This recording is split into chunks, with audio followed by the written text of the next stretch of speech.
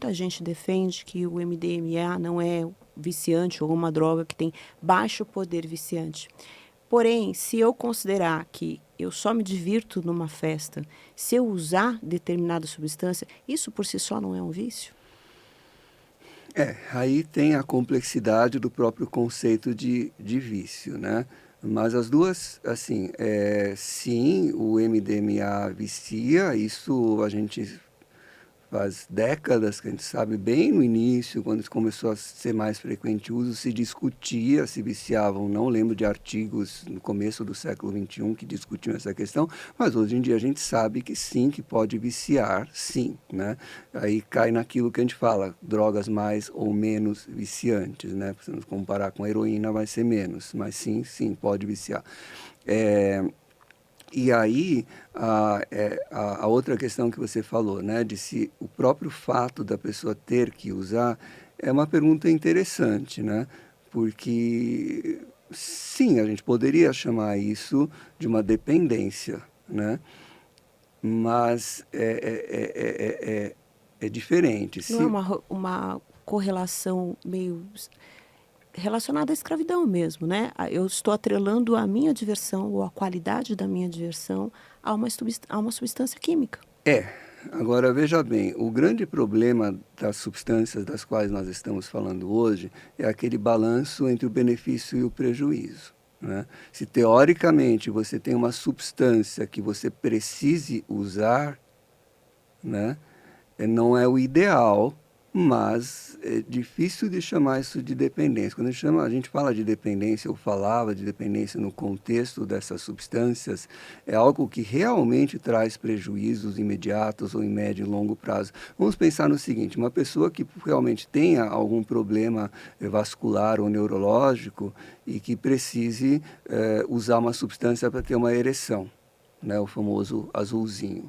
E para a pessoa conseguir ter uma relação sexual que seja bom para a pessoa e para outra que está com ele, precisa tomar. A gente pode dizer que é uma dependência? Sim, dependência no sentido de que eu estou dependendo disso para poder fazer algo, mas não é dependência no sentido de uma pessoa que ficou dependente ou viciada em cocaína ou álcool ou MDMA ou tabaco. Então, a gente precisa realmente diferenciar, né? Porque se a Relativizar os pessoa, pontos o grande positivos e os problema das negativos. drogas que nós estamos falando é que o final é sempre um prejuízo, enquanto que uma pessoa que para ter uma relação sexual precisa tomar o azulzinho, né? Então Mas ele precisa ponderar se aquele risco para ele é é maior ou menor lógico. do que o prazer de ter a relação, por Se, exemplo. então, na verdade, no caso, não é a substância que está causando uma dependência. A pessoa, na nossa linguagem do dia a dia, está dependente daquilo para fazer algo, né? Mas não é a substância que está causando uma dependência, porque, ao contrário das substâncias que causam dependência, que eu falei que sempre mexem com os nossos sistemas motivacionais de forma direta, envolvendo sensações de prazer e um efeito que não necessariamente é prazeroso, que a gente chama de efeito reforçador. Quando a gente pensa em algumas substâncias, elas podem estar envolvidas no contexto. Vamos dizer que, por exemplo, pessoas que têm, eu falei de fobia social, vamos dizer que tomassem uma substância que facilitasse elas interagirem, mas que não causasse mal. Não é o ideal, mas não seria tão problemático quanto o álcool, porque o grande problema da dependência, né, está relacionado às substâncias, né? Então, esse é o X da questão da dependência, né? Não é o fato de eu ter que usar para conseguir algo, mas de eu ter que usar uma substância que, em última instância, vai me prejudicar. É isso Perfeito. que diferencia. Doutor, uma última pergunta aqui para a gente encerrar, infelizmente. Mas eu queria saber sobre o Venvance também, né? Já que a gente está falando tanto do contexto de festas. É um medicamento legalizado, usado para o tratamento de TDAH, né? E qual que é o perigo de você usar o Venvance sem ter o diagnóstico da doença, do déficit de atenção? O que isso causa? Uhum. A gente, como médico, evita em falar em nomes comerciais, né? Mas a droga que você citou é a lisdexanfetamina, que inclusive existem outras marcas também, né? É, então, a lisdexanfetamina é uma substância estimulante que é usado para vários tipos de tratamento. Então, é usado classicamente para o tratamento de transtorno de déficit de atenção, é usado em alguns casos de depressão resistente, é usado em alguns tipos de transtornos alimentares, né? Então, o problema é que o que acontece? Que é uma substância estimulante. Vamos pensar numa substância estimulante leve, como a cafeína, né? Acho que a maior parte de nós já teve a experiência de estar muito cansado, ou desanimado, e aí toma um café bem forte e dá uma levantada, né? Então, substâncias como a lisdexanfetamina, né?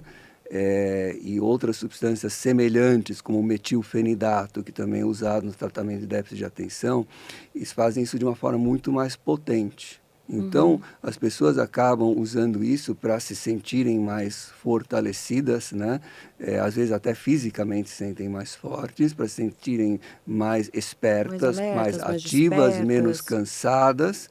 E isto é um problema tanto no sentido de poder causar dependência, mas também porque existe também um aprendizado, por exemplo, que é relacionado à substância. Então, alguma coisa que você pode ter aprendido ao usar a lisdexanfetamina ou metilfenidato, você pode eventualmente não manter esse aprendizado quando você estiver sem.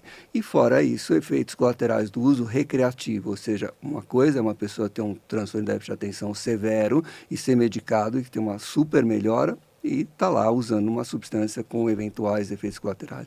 Outra coisa é quando você usa recreativamente, sem necessidade, e aí você está exposto tanto à dependência quanto a você ter aumento de pressão arterial, alterações Era isso que eu cardíacas tinha e assim. listado aqui. É, Insônia, irritabilidade, tremores, anorexia, disfunção sexual, convulsões. Tudo isso pode acontecer mesmo para o usuário que não é diagnosticado com a doença e usa isso de forma recreativa, se ele abusar da substância? sim, sim, pode acontecer certamente, né?